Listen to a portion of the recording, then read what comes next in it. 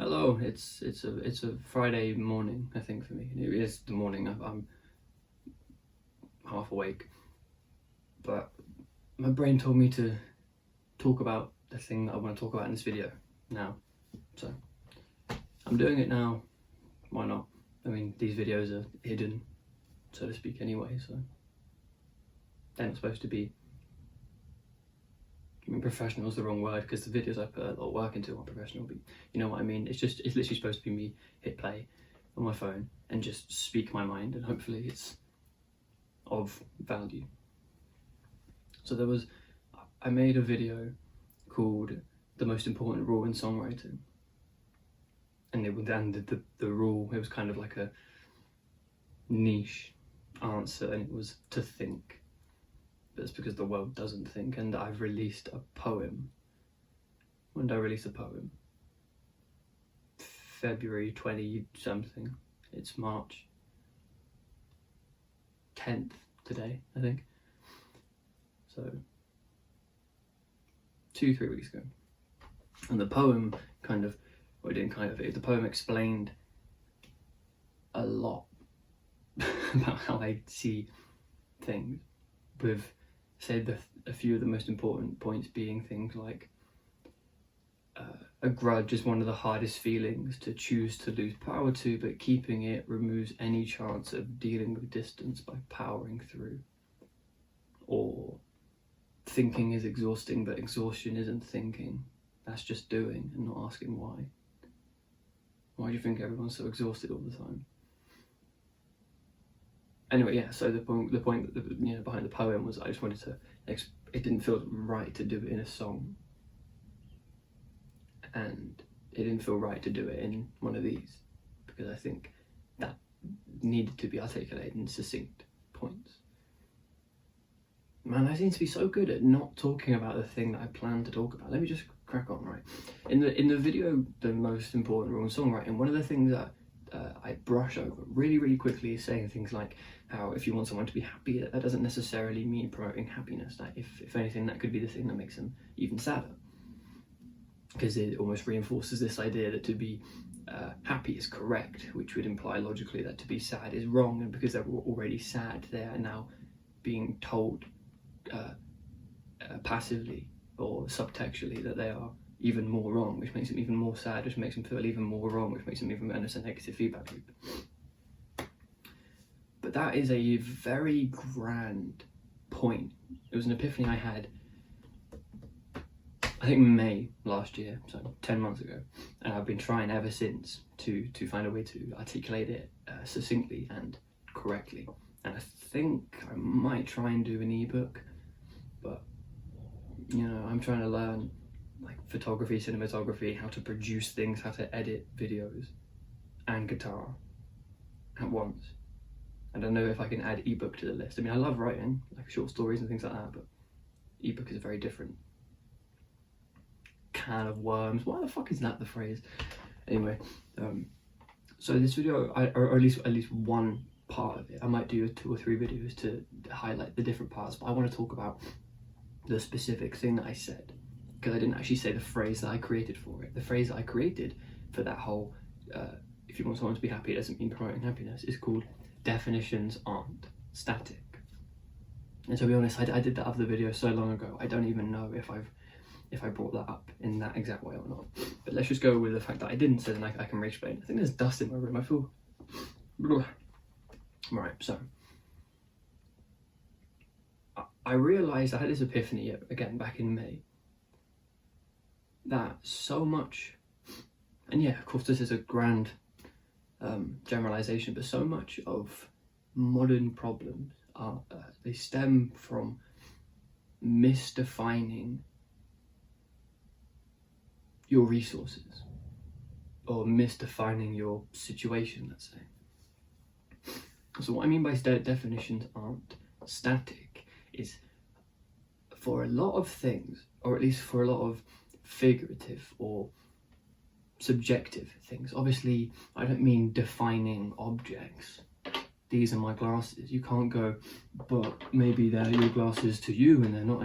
They're my glasses. We both call them Joe's glasses. So that's completely irrelevant, but I mean figurative things, things that we believe to have this almost agreed upon immovable definition. But if you actually took the time to take a step back, like I did, you realise they don't. And actually a lot of the problem is thinking they do. For example, happiness. I think we all have what we believe to be a pretty sturdy definition of what we think happiness is. But have you ever actually wondered if what you're thinking happiness is what it is? Because it isn't, or at least you don't value it because of the reason that you think you do. I'm trying to phrase things succinctly, and it's really hard. It's really hard for me to not ramble in general. That's why if you see, like, I put a Dejersy piece on all the big videos, and on these videos I put a Dejersy waffle. So the thing that inspired me to make this video was a reignition of a memory that happened to me. And it's happened quite a few times actually. And it really bothers me in the moment, and then I try hard to forget about it, and then whenever I reflect on it, it bothers me 10 times more. And I've realised that there's this correlation I have where if I am surrounded by, again, I don't mean this in an assholey way, I mean it's just the easiest way to explain it, not thinkers, it's so easy and it happens so quick for them to call me apathetic.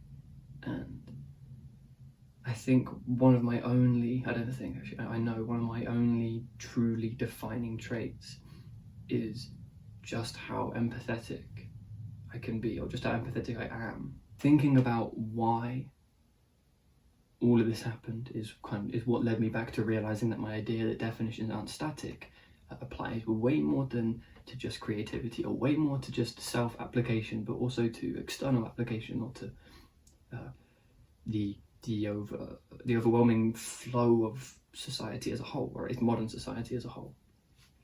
So the reason that they called me apathetic was because their empathy was performative and it was conventional.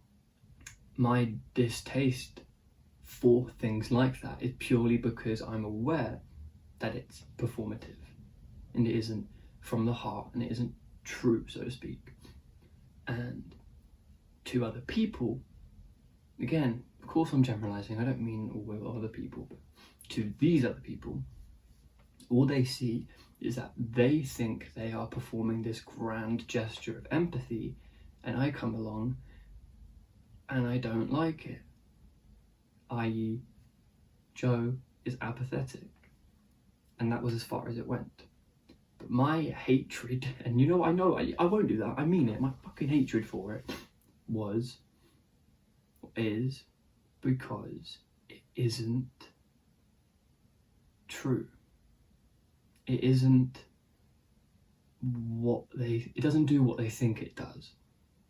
I hate the idea that to care is to press the care button and perform the care action. To be happy is to press the happy button and do the happy action. When you think like that, definitions are static. And when you think like that, fuck all works. Fucking nothing ever works. Nothing feels right. Nothing feels true. All these people are going about their life thinking that they're doing these things correctly, and then they go home. They know internally that something is wrong, and yet they still somehow choose, even if it's subconsciously, they choose to ignore it, because to acknowledge it is to acknowledge that they aren't as secure or correct as their fragile ego needs them to be in order to not break down. I sound so mean when I say things like that, and I guess this is the same sort of thing. I can understand from other people's point of view why that would make me sound mean, but this is all from a place of true care, and this is my problem. I don't know if I'm voicing this to point it out or to see if anyone else has this problem. I think I just want to say it, and I'm recording it. I'm just recording it. I don't know. Because I actually care, I don't think about what it looks like. I think about what it feels like. And the last thing I want to do is put on a performance, have this pretense. And I think because I'm so against having this performance, it almost overtakes any desire to help in the moment, and I just try so hard to be anti-performance. Someone's crying, everyone rushes over, oh, you're right, and I'll be the person that stands very far away because I don't want to be the person that runs and goes, oh, you're right, knowing that all these other people asking don't actually give a shit. They're just doing it because they think that's the thing that you do.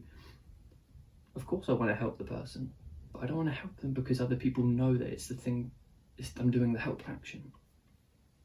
So instead of defining things statically, which would be to define it by the action of doing it, defining things dynamically is to define things as the reaction of doing it. So there isn't a happy action, there is a happy reaction. I can't do something knowing it will make you happy, because I can't do happiness. You receive happiness. And if you think like that, suddenly everyone around you everyone else looks like the apathetic robot because they never actually think about their emotions. It is fucking bucking it down out there. They're not actually thinking about their emotions, they are, which is ironic, thinking about emotions. Or they're not feeling their emotions, they're just, maybe that's it, they're not feeling their emotions, they're just thinking about them.